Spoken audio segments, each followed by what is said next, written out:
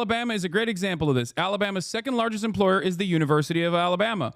And Alabama reps, Republicans, as a matter of fact, already complaining about NIH funding cuts because it's going to affect the state's second largest employer. That's it. These guys are so horny for austerity. Remember yesterday when we were talking about the IMF and the World Bank and how they do economic imperialism on the global south? We're doing it to ourselves right now. And they're doing it in a way where they're not even thinking about the genuine damage that they're causing to the lives of millions of Americans. Ridiculous. And if you are not a part of this, like if you don't know anyone that's like a federal employee, if you don't know anyone that like works at a college, whether it's a, woke college professor or not, or even someone in the janitorial staff at a university, if you have no way of comprehending how this will be damaging, okay, you just think, oh, it's great that the government is cutting. It's so costly. It's so costly.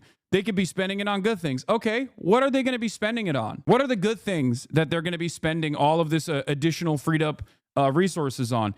Here, I'll give you a great example of how these cuts are idiotic at the Consumer Financial Protection Bureau. The CFPB is tasked with a very good purpose, okay? The CFPB has a $1 billion budget.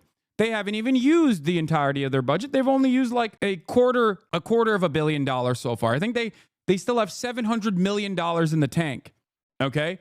And with a quarter of that budget, with a quarter of that $1 billion budget, okay, they were able to bring back to the American consumers $21 billion of fraudulent funds that were extracted from the American consumers, okay? Credit card debt, predatory lenders, things of that nature, okay? Medical debt. That's what they did. That's what the Consumer Financial Protection Bureau did, okay? Which, again, yeah, isn't even funded by taxpayer dollars. It's funded by fees collect. No, you're talking about a different thing. No, Consumer Financial Protection Bureau is not what you're thinking of. You're thinking of another thing. You're thinking of, what's the banking institution?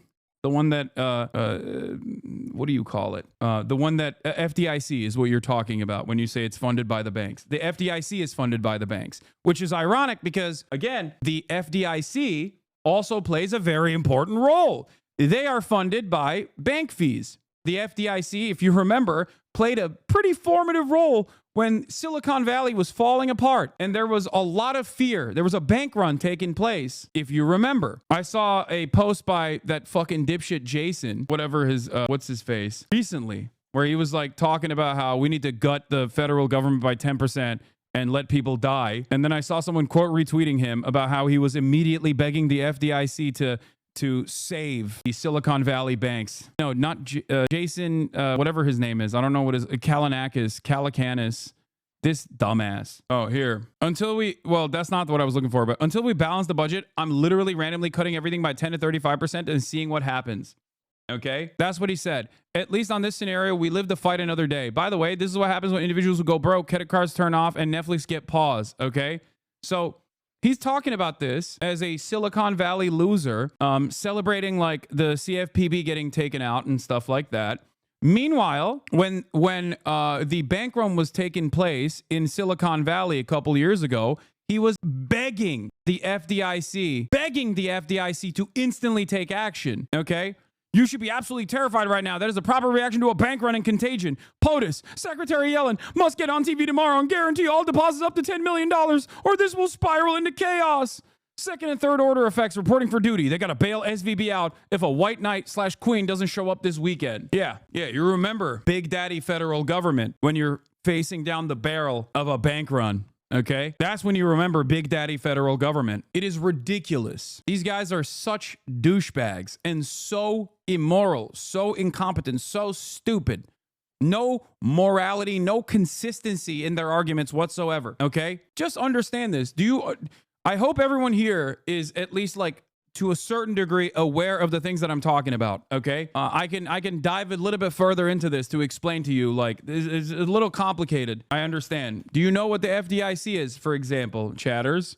The FDIC is the Federal Deposit Insurance Corporation. Okay, it is a big fund that the federal government has put together. Here you go.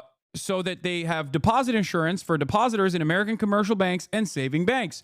So in times of financial crisis, when there is not a lot of confidence in the banks, in order for if a bank is going bankrupt, for example, if they don't have any money, all right, the FDIC basically comes in overnight and takes control over the bank and ensures and guarantees that your deposits are still real, okay? The FDIC was created by the Banking Act of 1933, enacted during the Great Depression to restore trust in the American banking system, because without that confidence, without that trust, why the fuck would you ever give your money to a bank?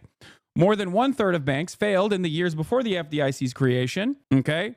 And bank runs were common. The insurance limit was usually $2,500 per ownership category, and this has been increased several times over the years, and it's now at $250,000 per ownership category. So the federal government ensures that no matter what kind of financial crisis is taking place, that up to $250,000 of your wealth is protected.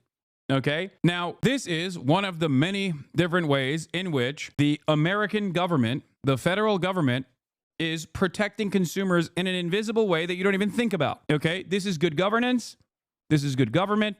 This is good legislation initially when it was created. There's a good reason for this to exist, okay? And that's per bank. Yes, exactly. So that is important for you to understand. Now, the Consumer Financial Protection Bureau is a different federal agency, I believe created in, 2011? The Consumer Financial Protection Bureau is a different federal government agency that is tasked with combating fraudulent companies, okay? It works to extract resources. It works to extract, it goes after basically fraudulent companies, credit card providers, healthcare, health insurance providers, like all matter of different companies. It was an independent agency in the United States government responsible for consumer protection in the financial sector. After 2007, the agency was originally proposed by Elizabeth Warren while she was a law professor. The CFPB's creation was authorized by the Dodd-Frank Wall Street Reform and Consumer Protection Act, whose passage in 2010 was a legislative response to the financial crisis of 2007 and 2008 and the subsequent Great Recession, and is the independent bureau within the Federal Reserve.